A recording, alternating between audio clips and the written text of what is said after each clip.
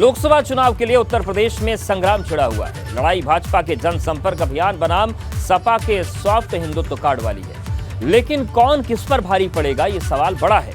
भाजपा निशानदेही साधने के लिए हर मोर्चे पर योद्धाओं को तैयार कर रही है, तो वहीं 24 की पिच पर अखिलेश यादव भी उतर चुके हैं। जिलेवार बैठकों से लेकर 9 जून को अखिलेश यादव सॉफ्ट हिंदुत्व की राह पर चल रहे हैं। अखिलेश के सॉफ्ट हिंदुत्व कार्ड को भाजपा की अयोध्या पॉलिटिक्स की काट माना जा रहा है, लेकिन अब भाजपा ने योग के बहाने नया दांव चल दिया। सपा और कांग्रेस के कोर मुस्लिम वोट को साधने की तैयारी है। 21 जून को योग दिवस है और इसी दिन उत्तर प्रदेश के मदरसों और मस्जिदों में योग क्लास लगाई जाएगी। आज करेंगे 2024 के सत्ता संग्राम में किसके दावों पर जनता विश्वास जताएगी, किस दल के तर्कस से निकला तीर सटीक निशाने पर लगेगा, इसी पर चर्चा करेंगे। हमारे साथ खास मेहमान भी जुड़ेंगे। उससे पहले एक रिपोर्ट है।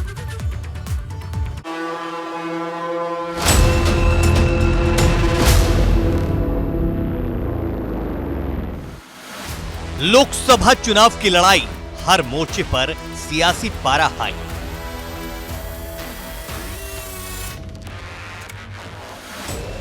चुनावी पिच पर उतरे अखिलेश, कौन जीतेगा दिल्ली की रेस।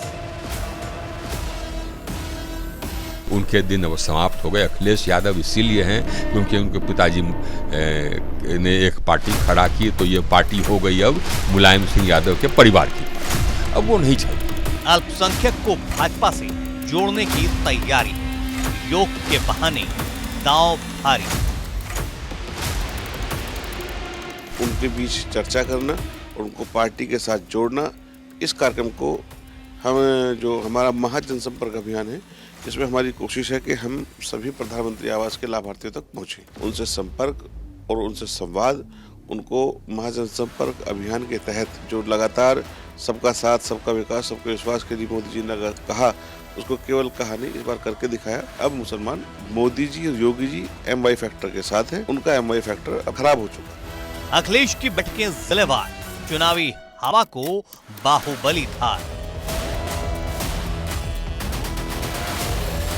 भगवा सर्वे ने उड़ाई भाजपा की नींद, जीती हुई सीटों पर कमजोर नींद।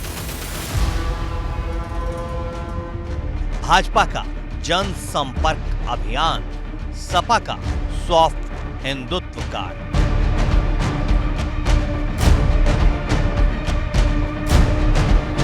उत्तर मांगे प्रदेश। तो चर्चा की शुरुआत करेंगे, लेकिन चलिए हम आपको दिखाते हैं थोड़ा सा जनता के मुद्दों पर सरकार को घेरने की रणनीति सपा बना रही है। तो भाजपा लोकसभा की हर सीट को जीतने का लक्ष्य बनाकर चल रही है। समाजवादी पार्टी की तैयारी ये है कि बूथ कमेटियां बनाकर मतदाताओं को जोड़ा जाए। भाजपा हर सीटों को जीतने के लिए नए सिरे से रणनीति बना रही है। सर्वे शुरू हो गए हैं। समाजवादी पार्टी लोकसभा चुनाव से पहले हर जिले में प्रशिक्षण शिविर करेगी और वहीं भाजपा घर घर जाकर मतदाताओं से संवाद करेगी, लाभार्थियों से बात करेगी। समाजवादी पार्टी मुस्लिम यादव समीकरण को मजबूत करना चाहती है, वहीं भाजपा रूठे कार्यकर्ताओं को मनाने के लिए अपने टिफिन अभियान की शुरुआत करेगी। 9 जून को नैमिषारण से चुनाव अभियान का आगाज करेगी समाजवादी पार्टी। वहीं भाजपा का फोकस ये है कि अल्पसंख्यक समाज को पार्टी से जोड़ा जाए और समाजवादी पार्टी हिंदुत्व का संदेश देने की कोशिश करेगी। तो भाजपा यूपी में 900 जगहों पर योग के आयोजन के जरिए लोगों से जुड़ने की कोशिश कर रही है। हर बूथ के कार्यकर्ताओं को जोड़ने की कोशिश समाजवादी पार्टी की है। भाजपा सोशल मीडिया के जरिए भी जीत की योजना पर जोर लगा रही है। तो सभी की अपनी अपनी कोशिशें हैं, क्योंकि 2024 में सभी को महाबली बनना है। डॉक्टर कौशल मिश्रा हमारे साथ, प्रवक्ता भाजपा, डॉक्टर अनुराग भदौरिया जी हैं प्रवक्ता सपा, सुनील अर्कवंशी जी हैं प्रवक्ता सुभाषपा। आप तीनों का बहुत स्वागत है। सबसे पहले डॉक्टर कौशल मिश्रा जी आपके पास आ रहे हैं। जिस तरीके से पूरी रणनीतियां बन रही है, लेकिन जिन चीजों की बात समाजवादी पार्टी और विपक्ष बार बार कर रहा है, चाहे वो महंगाई हो, चाहे वो बेरोजगारी हो, चाहे वो और भी तमाम मसले जो सामने आए, इन सब चीजों की काट आपके पास है, जवाब आपके पास है? देखिए, ये जो मुद्दे आपने लिए, महंगाई, बेरोजगारी, उन मुद्दों के बेसिस पे पिछले कई चुनाव हो चुके हैं। प्रदेश में ही 2 चुनाव हो चुके हैं, देश में भी बहुत सारे चुनाव हो चुके हैं। लगभग 80% से ज्यादा कहें जो भी इलेक्शन हुए हैं, उन सब में इन मुद्दों के बावजूद भी भारतीय जनता पार्टी को देश की जनता का प्यार, प्रदेश की जनता का प्यार मिलता रहा। अब बात आती है कि जैसा आपने भी बताया कि अभी जनसंपर्क अभियान इनका चालू हुआ है समाजवादी पार्टी। अगर मैं उत्तर प्रदेश की बात करता हूँ तो ये अभी कार्यकर्ताओं का सम्मेलन कर रहे हैं, बूथ पर कार्यकर्ताओं से मीटिंग कर रहे हैं। वहीं पे आपकी ही रिपोर्ट में ये बोला गया कि भारतीय जनता पार्टी हर परिवार से मिलने की कोशिश कर रही है। तो समाजवादी पार्टी आज जागी है, समाजवादी पार्टी अगले 5 साल के लिए जागी है। भारतीय जनता पार्टी जो जागी है, और जैसा उसके बारे में आरोप लगाते हैं विपक्ष के लोग कि वो हमेशा चुनावी मोड में रहती है, हम चुनावी मोड में रहते हैं। हमारे लिए प्रधान का चुनाव हो, विधान का चुनाव हो या लोकसभा का चुनाव, हम उसको उसी सीरियसनेस से लड़ते हैं जिस तरीके से लोकतंत्र में किसी भी चुनाव को लड़ा जाना चाहिए जी। और वहीं पर विपक्षी पार्टियां बरसाती मेंढक की तरह जब चुनाव आता है उसके पहले आकर के टर करते हैं, तो उसमें फर्क आता है। ये 5 साल के लिए चुनाव लड़ते हैं। इनका ऑब्जेक्टिव क्या है कि इस चुनाव में, अगले लोकसभा चुनाव में मोदी हटाओ, इनका ऑब्जेक्टिव है। वहीं भारतीय जनता पार्टी भारत के भविष्य को बदलना चाहती है। ठीक है, जवाब ले लेते हैं डॉक्टर अनुराग भदौरिया जी। कौशल मिश्रा जी कह रहे हैं कि आप लोगों का अभियान मोदी हटाओ है और हमारा अभियान भारत बदलने का है। इसकी काट आपके पास क्या है? देखिए, सवाल इनका जो कह रहे थे, इनको खुद नहीं पता क्या बोल रहे थे। ये बात तो मुझे लगता है जब बोलते हैं तो तैयारी करके नहीं आते। सवाल ये है कि जनता के मुद्दों पे चुनाव होगा, और जनता के जो मुद्दे हैं वो अच्छी तरह से ये भी जानते हैं, इसलिए उसको बच के निकलने की कोशिश करते हैं। महंगाई, बेरोजगारी, इसी मुद्दों पे चुनाव होगा और इसी मुद्दे पे जनता चुनाव लड़ेगी। जो महिला अत्याचार हो रहा है लगातार, जिस तरह से लगातार जो महिलाओं के साथ अत्याचार हो रहा है, जिस तरह से लगातार आपने देखा है कि किसानों के साथ अन्याय हुआ, किसानों की इनकम दुगनी करने की बात हुई, तो क्या हो गया? तो ये सवाल ये है कि आप जनता के बारे में बात नहीं करते। ये कहते चुनावी मोड में रहते हैं। अरे चुनावी मोड में रहिए, लेकिन जनता के बारे में तो सोचिए। प्रभु, जनता ने आपको बहुत विश्वास के साथ चुना था। जनता ने इसलिए नहीं चुना था कि आप आएंगे तो चंद लोगों की मदद करेंगे, बाद बाकी जो देश की जनता है या प्रदेश की जनता है उनके लिए कोई काम नहीं करेंगे। आपकी रोड की हालत देख लीजिए, टूटी फूटी रोडें पड़ी हैं। आप गांव में चले जाइए तो समय से ना बिजली आती है, ना वहाँ पे किसी तरह की व्यवस्थाएं हैं। लगातार आंधी आ रही है, आंधी आने से या बेमौसम बारिश होने से लोगों की फसल का नुकसान हुआ। आंधी आने से लोगों के घरों का कितना नुकसान हुआ, पेड़ों का आप देखोगे गांव में लोगों की फसल का भी नुकसान हुआ। इसके बारे में बात ही नहीं करते। ये आंधी भूल जाते हैं, किसानों की परेशानियां भूल जाते हैं। ये बातें मुद्दों को डाइवर्ट करने की बातें करेंगे। मेरा सीधा सा मुद्दा है। लेकिन अनुराग जी, आप लोगों ने भी तो नैमिषारण्य चुन लिया ना, आप कोई गांव चुन लेते, गांव सभाएं होंगी। अरे गांव में तो हम लोग रहते हैं, गांव में तो सभा करते हैं। कोई नई चीज है क्या? बीजेपी के लिए नई चीज है। क्यों ना गांव से मतलब है, ना उनको ना शहर से मतलब है, ना स्मार्ट सिटी बना पाए आज तक, ना स्मार्ट गांव बना पाए। हमने स्मार्ट गांव भी बनाए हैं जनरेशन आवास योजना के थ्रू। अगर आप देखेंगे लोहिया आवास योजना के थ्रू आप देखेंगे, हमने स्मार्ट गांव बनाए थे। और इतना बड़ा स्मार्ट गांव सैफी को दिखाई पड़ता है, जिसका पेट में दर्द इनको हमेशा रहता है। सैफी नाम लेते ही देखना कुर्सी तो उछलने लगे होंगे, कहीं देखो डिबेट ना, कहीं ऊपर नीचे ना करने लगे। सैफी नाम लेते ही भाई ऐसे स्मार्ट गांव बनाइए ना। गांव के अंदर मेडिकल कॉलेज हो, गांव के अंदर में हॉस्पिटल हो, गांव के अंदर में स्ट्रिप हो, गांव में सारी सुविधाएं हो जो लोगों को मिल सके, स्टेडियम वगैरह। बिल्कुल, ये बड़ा महत्वपूर्ण मुद्दा है। सुनील रघुवंशी जी, क्या बनाया? राजनीति में गांव का नाम बहुत कम लिया जाता है, गांव पर कितना फोकस है सबको पता भी है। क्या ये जो वैक्यूम बनता है इस पर आपकी पार्टी फोकस कर रही है? क्योंकि आप लोग भी लगातार जनसंपर्क में लगे रहते हैं। आप 2024 में कहां देख रहे हैं अपने आप को? देखिए, स्वयं भारतीय समाज पार्टी के राष्ट्रीय अध्यक्ष माननीय श्री ओम प्रकाश राजभर जी गाँव की जनता के बीच में ही दिन रात रहने का काम करते हैं और अपने कार्यकर्ताओं को जमीन पर गांव पर ही भेजने का काम करते हैं। क्योंकि स्वयं भारतीय समाज पार्टी मूल रूप से ग्रामीण क्षेत्र से आए हुए कार्यकर्ताओं के बलबूते पर आज जो स्वयं भारतीय समाज पार्टी के चाहे विधायक जी हो, चाहे हमारे नगर पंचायत के अध्यक्ष जी हो, सब लोग सिर्फ गांव की जो मजबूत जनता है उनकी दम पर आने का काम किए हैं। स्वयं भारतीय समाज पार्टी के राष्ट्रीय अध्यक्ष लगातार इसी बात को लेकर, जब हम भारतीय जनता पार्टी को हराने के लिए 2022 में समाजवादी पार्टी का गठबंधन किए, गठबंधन करने के बाद गांव चलने का ये नतीजा हुआ कि उत्तर प्रदेश के अंदर समाजवादी पार्टी का जो हुजूम इकट्ठा हुआ वो गांव की जनता के द्वारा इकट्ठा होने का काम। अरे भैया, क्योंकि आज जो कहाँ गांव में इकट्ठा कर दिया, जीत तो पाते नहीं। अनुराग जी सुनिए, पहले सुनने का मानता है। चाहे आपके विषय पर मैं बोल रहा था, सुन लीजिए थोड़ा, सुन लीजिए। जो सुना होता है यही बात सुनी होती। आपने इतने मुद्दे तो गिना दिए, इन मुद्दों के लिए आपकी पार्टी ने और आपने कितने आंदोलन कर दिए, आपने मुद्दे बहुत गिना दिए। आज आया है, आप बोलते नहीं हो। अगर समाजवादी पार्टी के नहीं हो नहीं कर रही है, समाजवादी पार्टी लगातार सत्ता की चाय में बिजी हो, बात करो जाने वाली राजनीति का सर्वे आया, समाजवादी पार्टी खुद हो गया जाती तो समाजवादी का सर्वे आया, भाजपा गाँव में कुछ लाभ हो गया, मैं तो बीजेपी को सामना कराना चाहिए, जो सत्ता में आएगा उसके साथ आपको रहना, तो आप सर्वे कराएंगे, दूसरे पर आरोप लगाने का काम करेंगे।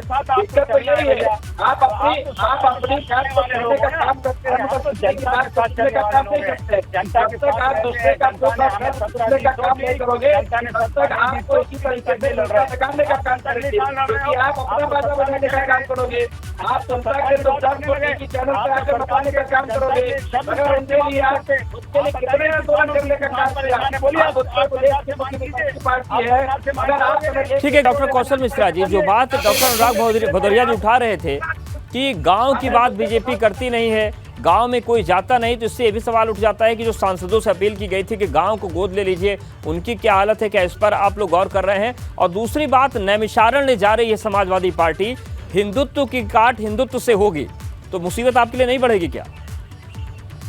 देखिए, भारतीय जनता पार्टी जिस तरीके से विचारधारा को बदला आप देख सकते हैं कि आज समाजवादी पार्टी ही नहीं, विपक्ष की सारी पार्टियां हिंदुत्व के रास्ते पे चल पड़ी हैं।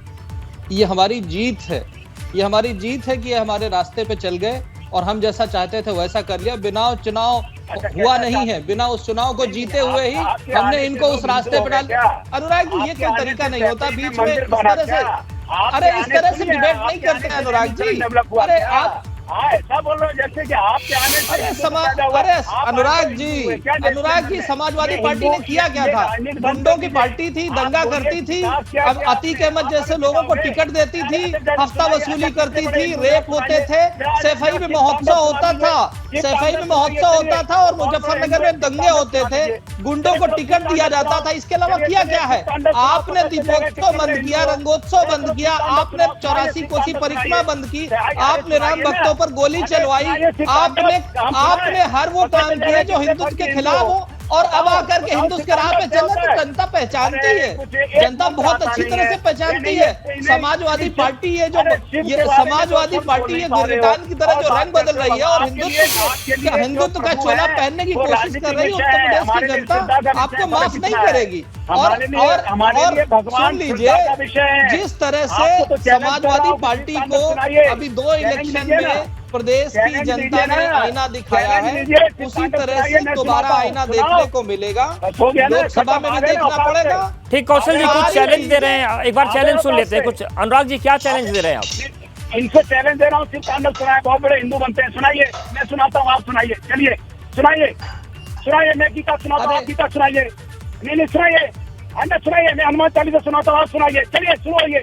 कमाल की बात करते हैं, हिंदू में ये फर्जी बने रहते हैं, हो गया, हम सुनाए, चलिए सुनाइए, सिर्फ तांडव सुनाइए, सुना देता हूँ, अभी पहले जवाब सुन लीजिए, सुना देता हूँ। अरे सुनाइए, सिर्फ तांडव सुनाइए, छोड़िए उसे बात छोड़ो, सिर्फ तांडव सुनाइए।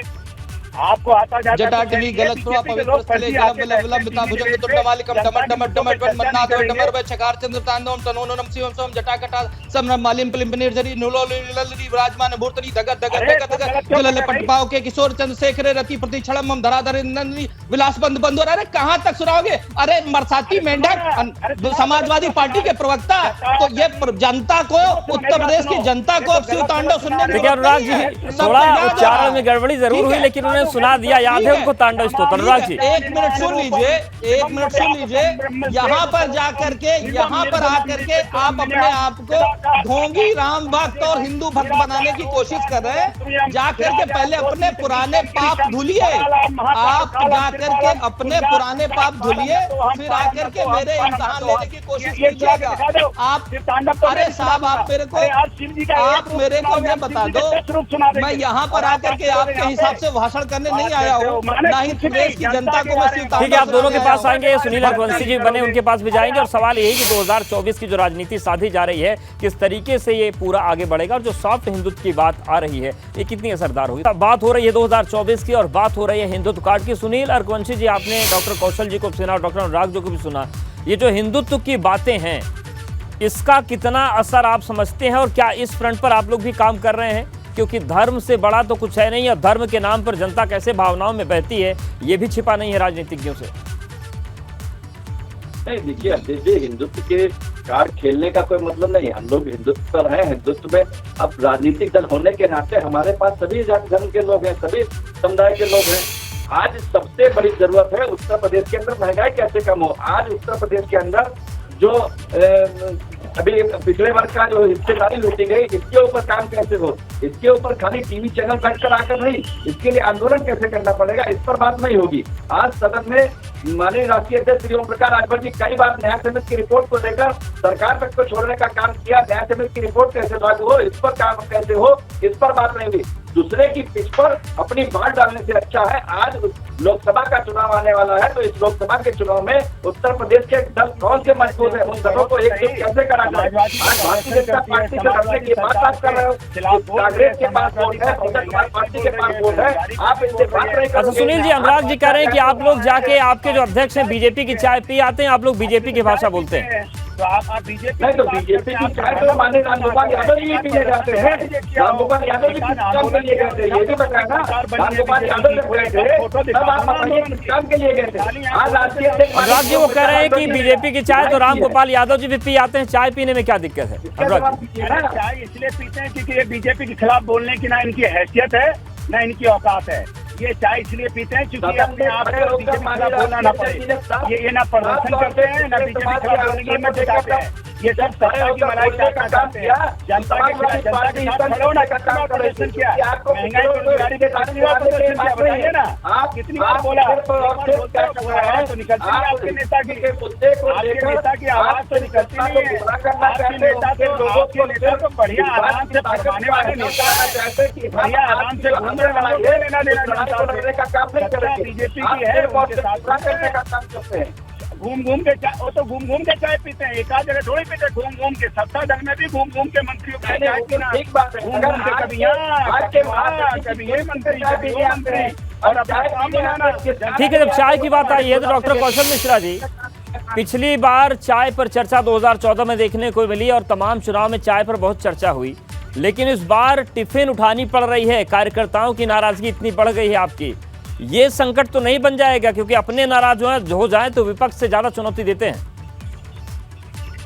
देखिए, भारतीय जनता पार्टी में जिस तरीके से सर्वे किया गया, इंटरनल सर्वे में, अगर किसी का टिकट कटता है, अगर किसी को टिकट नहीं मिलता, अगर वो नाराज होता है, तो ये एक क्या बोलते हैं, हमारा अपना मामला है। और जो हमारी संगठन जो है वो किसी तरह की अनुशासनहीनता बर्दाश्त नहीं करता, और जो लोगों को अनुशासन में नहीं रहना है उनको समझाया जा सकता है। समझाने को मनाना कहना अलग है, आप उसको कुछ भी कह सकते हैं, लेकिन सबसे बड़ी चीज है कि जो लोकसभा का इलेक्शन या कोई भी इलेक्शन होता है वो जनता से जीता जाता है। आपने जनता के लिए क्या किया, जनता इतनी खुश है, जनता के मुद्दों पे क्या करते हैं। समाजवादी पार्टी के प्रवक्ता जो यहाँ आकर के अपनी शब्दावली को सुधारने की आदत न बनाते हुए केवल दूसरों की औकात दिखाने की बात करते हैं, तो उनकी औकात दो बार प्रदेश की जनता ने समाजवादी पार्टी को औकात दिखाई है, और ऐसी औकात दिखाई है कि समाजवादी पार्टी की औकात समझ में आ गई है, और प्रदेश की जनता फिर आपको औकात दिखाएगी। ये जो इनकी औकात के संभालने वाले थे, वो सारे औकात के संभालने वाले गुंडे, बदमाश, अतीक अहमद जैसे माफिया अब जेल की सलाखों के पीछे चले गए।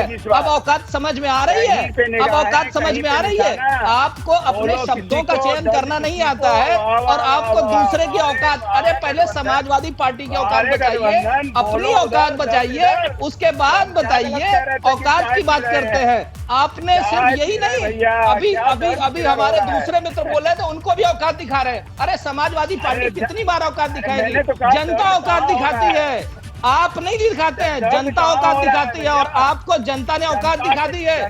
पूरी जनता ने, देश की जनता ने आपको औकात दिखाई है। और अभी आप कह रहे थे सड़क की बात, अरे देखिए ना, कार पे चलते हुए टीवी का प्रोग्राम कर पा रहे हैं, सड़कें ऐसी है, कार पे चलते हुए टीवी की कनेक्टिविटी है, नेटवर्क ऐसा है, कार पे चलते हुए 5G चल रहा है, ये काम है। कार पे चलते हुए आप आज एबीपी न्यूज से जुड़ पा रहे हैं, ये काम है। देखिए अनुराग जी, कुछ भी हो, भाजपा की ब्रांडिंग बड़ी अच्छी है। देखिए उन्होंने यहाँ भी ब्रांडिंग अपनी कर ली कि 5G नेटवर्क है, रोड अच्छी, इसलिए आप स्काइप के जरिए जुड़ पा रहे हैं। तो ये उनकी स्ट्रेटजी है चुनाव की। आप लोग लड़ पाएंगे? देखिए, इनके देन इसमें कुछ भी नहीं है। ये समाजवादी पार्टी की देन है, जो समाजवादी पार्टी ने रोडे बनाई। ये समाजवादी पार्टी नहीं, परिवारवादी पार्टी है। एक ही परिवार के लोगों में पूरी पार्टी चलती है। 27 लोग एक ही परिवार के होते हैं। पिछला इलेक्शन में 5 लोग जीते थे, एक ही परिवार के जीते थे। वो परिवार जिसके अंदर ही सारा समाजवाद खत्म हो जाता है, और समाजवाद में परिवार है और परिवारवाद में समाज है। बिल्कुल, देखिए तमाम मुद्दे उठेंगे, तमाम मुद्दों पर चर्चा हो रही है। आप तीनों को बहुत धन्यवाद हमारे साथ जुड़ने के लिए, बातचीत करने के लिए। 2024 की जंग में मुद्दों पर भी बात हो रही है, हिंदुत्व पर भी बात हो रही है, तमाम जाति समीकरण भी आ रहे हैं। अब देखने वाली बात होगी कि लड़ाई कहां पर जाकर रुकेगी और कौन विजेता बनेगा।